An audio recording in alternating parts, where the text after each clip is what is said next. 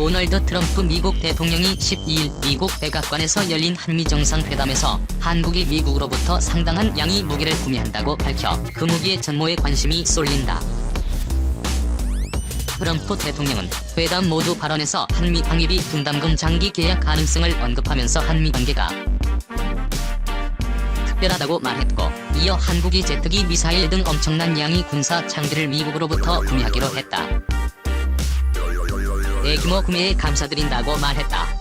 군 당국은 이와 같은 발언에 대해 한국군이 지금까지 해왔던 전력 증강 사업에 미국 무기 구매를 언급한 것이라고 해석하고 있다. 이번 정상회담에서 추가로 무기 구매를 결정한 것이 아니라 과거 우리가 미국에서 수입한 상당한 양의 무기를 지칭했다는 것이다.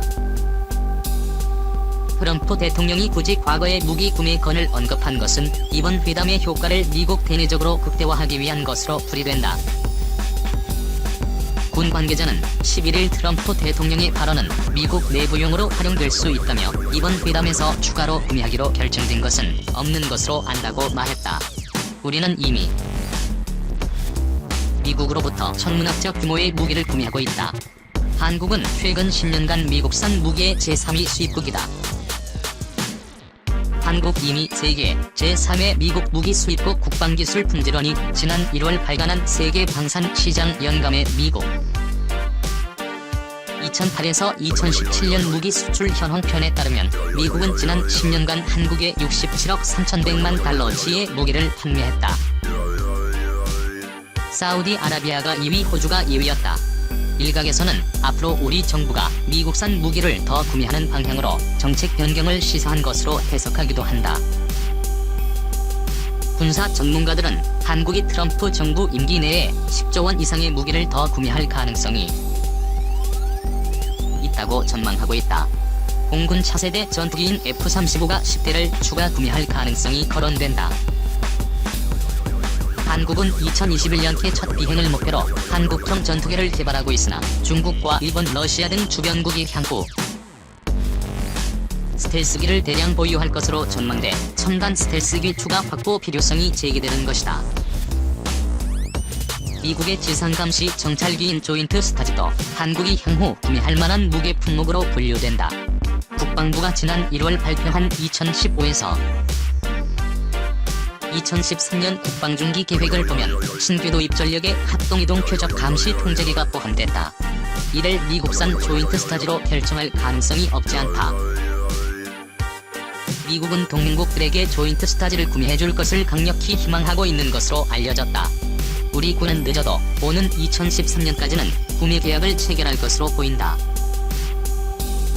총 사업비 1조 원가량인 해상작전 헬기 1차 사업의 후보 기종으로 미국 록히드 마틴의 LH-6060원이 올라있다.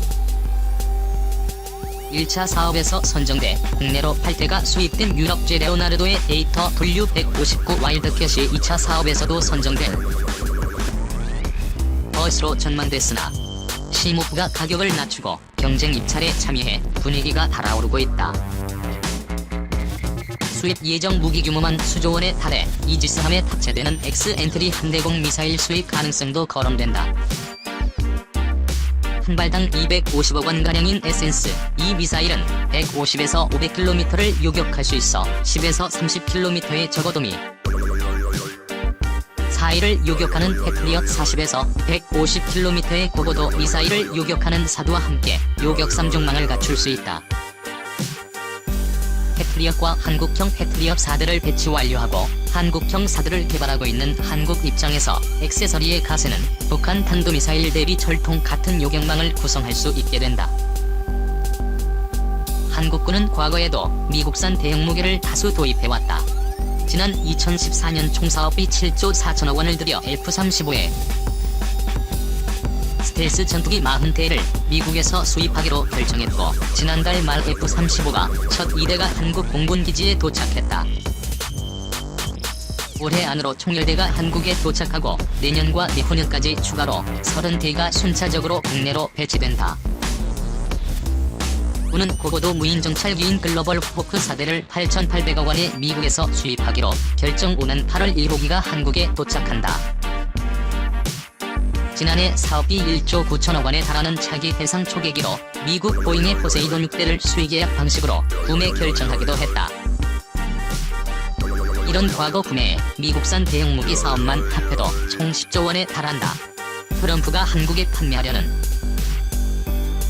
최첨단 무기의 정체에 도널드 트럼프 미국 대통령은 지난 11월 8일 국회 연설에서 군사협력 증진에 대해 논의하였다고 말하며 최첨단 군사정찰 자산 획득 및 개발을 위한 협의를 즉시 개시한다고 명확히 밝혔습니다. 그리고 문재인 대통령도 해공군 강화를 포함한 강력한 국방개혁을 약속했습니다. 사실 트럼프 대통령은 방한하기 전부터 문재인 대통령과 통화할 때마다 미국의 최신 무기를 사도록 요청했었다는 이야기가 있었습니다.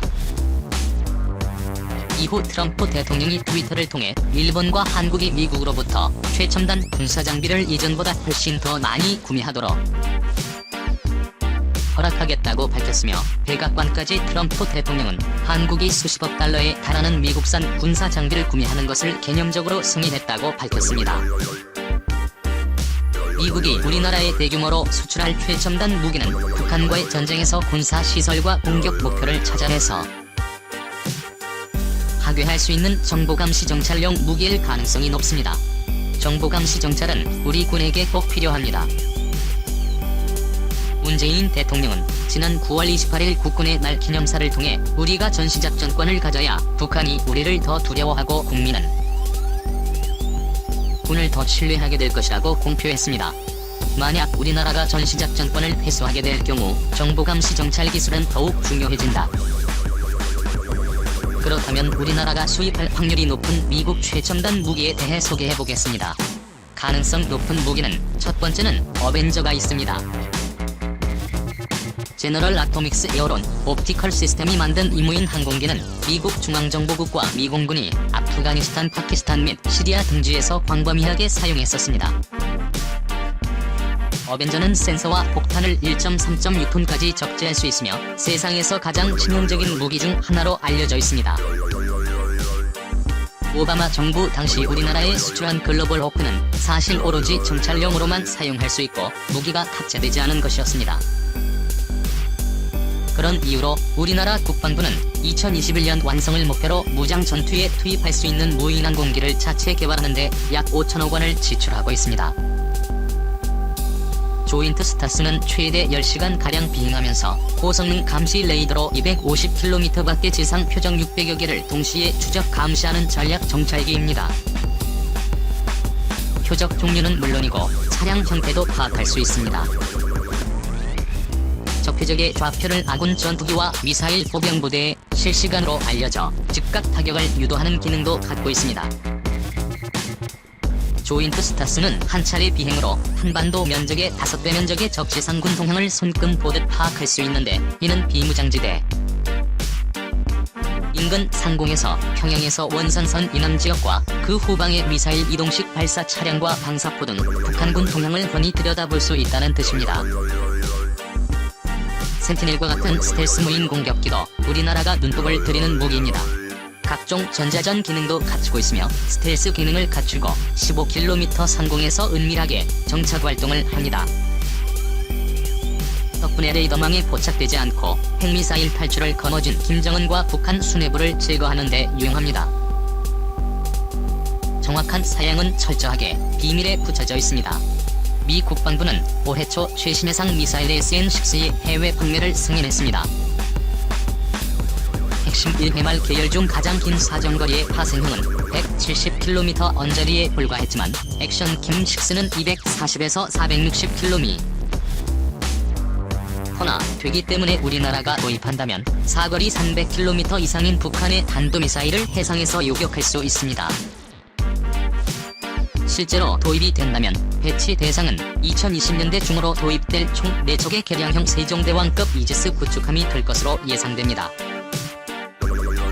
N6 미사일은 북한뿐만 아니라 중국이 개발하는 F-21 기반의 대함 탄도미사일 위협에도 대응할 수 있는 방어 능력을 갖출 수 있습니다. 물론 미국의 최첨단 무기 도입이 훌륭한 선택이라고 생각된다. 위에 소개한 무기들 북한이 북한의 잠수함 발사 탄도미사일에 대응하기 위한 핵추진 잠수함 한국형 전투기 개발의 핵심 기술인 다기능 이상 배열 레이더 등 미국이 외국에 수출하거나 기술을 이전한 사례가 없는 첨단 무기까지 확보하고 운용한다면 우리 군의 대북 자체 방위력과 수준이 획기적으로 높아질 것입니다. 문제는 비용입니다. 2012년부터 5년 동안 우리는 미국 무기 구입에 18조 원이 넘는 혈세를 사용했습니다. 앞으로 구입하려는 무기의 가격도 천문학적입니다. 꼭 필요한 무기를 선별하는 것이 중요할 것입니다.